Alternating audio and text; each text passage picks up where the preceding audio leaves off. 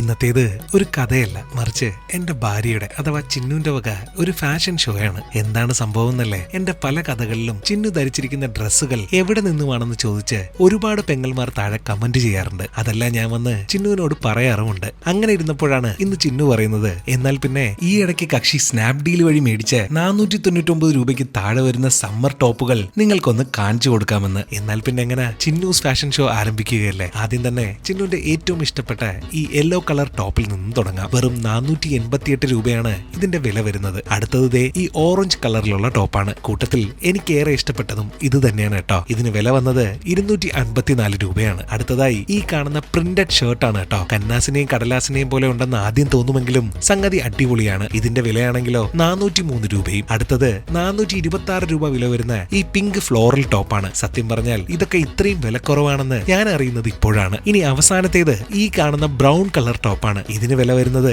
537 രൂപയും. എന്താ അല്ലേ? അപ്പോൾ എന്റെ സഹോദരിമാർക്ക് ഇതുകൊണ്ട് ഗുണമുണ്ടായി എന്ന് ഞാൻ വിശ്വസിക്കുന്നു. പിന്നെ ഇതിന്റെയൊക്കെ ലിങ്കുകൾ ഞാൻ കമ്മ്യൂണിറ്റി ടാബിൽ പോസ്റ്റ് ചെയ്തേക്കാം. അപ്പോൾ എന്നാൽ അങ്ങനെ ആകട്ടെ.